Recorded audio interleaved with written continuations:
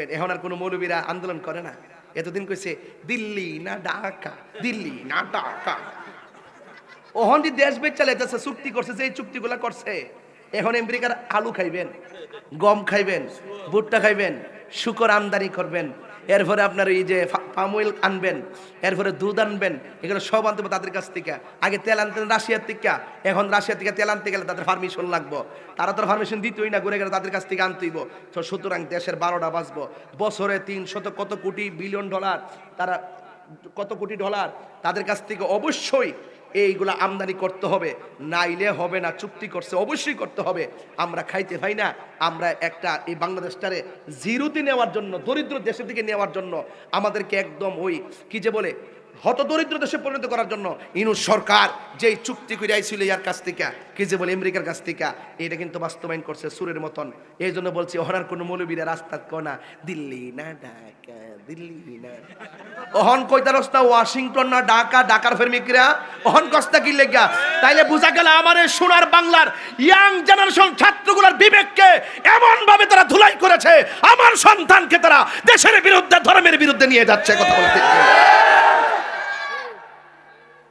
সে আইসা কি করছে, 600 কোটি টাকা মাফ করাইছে, তার ব্যাংক ট্যাঙ্ক যা আছে সব মৌকুফ করায়া, নিজে শুদ্ধ হইয়া সমস্ত টাকাগুলা মাফ করায়া সে দোয়ায় তুলসী পাতা সাজছে। এই জন্য বলছি যুবক ভাইরা আমার, যা করবেন চিন্তা ভাবনা করে করবেন, নবীর আদর্শই পারে আমাদেরকে খুন খারাপি রাহাজানি থেকে ফিরাই রাখতে। কথা কোন ঠিক না বেটি? আমার কথাকে রাগ করেন না, আমি প্রেস ক্লাবে দাঁড়ায় এই উৎকুর মহাজনরে কয়ে গেছি, আমার ব্যাপারে আপনারা চিন্তা করেন না, আমার জবাব আমি দিব ইনশাল্লাহ। ফলাই গেছে, অনেক কাফে বইছে, অনেক কাফে বইছে, চুক্তি কইরা নির্বাচন 3 দিন আগে চুক্তিটা করছে, কাউরে দিগাইছে না, অনেক কাফে বয়ে দিছে। আমি বলছি যাতে বাইরে না যেতে পারে, জবাব দিয়ে বাইরে যেতে হবে। কথা কোন ঠিক না বেটি? জবাব দিয়ে বাইরে যেতে হবে। আর আমরা মৌলবীটি তো ট্যাবলেট খাইলেছে, ওই শেষ, ওনার আন্দোলন করতো না, বুঝ পাইলেছে না, চেয়ার পাইলেছে না, সংসদের মধ্যে জায়গাতে আছে। এই যে আমির হামজা, হে জীবনে কি 2000 ভোট পাওয়ার যোগ্য?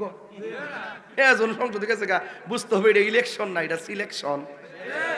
আপনারা মনে করেন যে আমি ফেল করছিলাম? ফেল করছিলাম? আমার ফোলা ভান্ডি কই রে, ফোলা ভান্ডি কই? মন ডাকিতা করে তোরা যে কিতা বললাম বলে রে, যাইতালি চল লইলে ফোলা ভান্ডি একবারে তোমরা লইয়া ইনশাল্লাহ না চাইলাম বলে দেশটার ভিতরে 100 আসলাম। কথা কোন ঠিক না বেটি? এটা মনে টের ফাইলাইছে। কথা কোন ঠিক কিনা? তো যাই হোক, অসুবিধা নাই, আমরা নির্বাচনের পর থেকে মাহফিল শুরু করছি, আমরা দুঃখ নাই, আমাদের কথা একটাই, আমরা কাজ করব নবীর জন্য, নবীর মহব্বতের জন্য। কথা ঠিক না বেটি? দুনিয়াদারি আমরা দরকার নাই, আমরা নবীর প্রেমে আসি, নবীর প্রেমে থাকবো ইনশাআল্লাহ।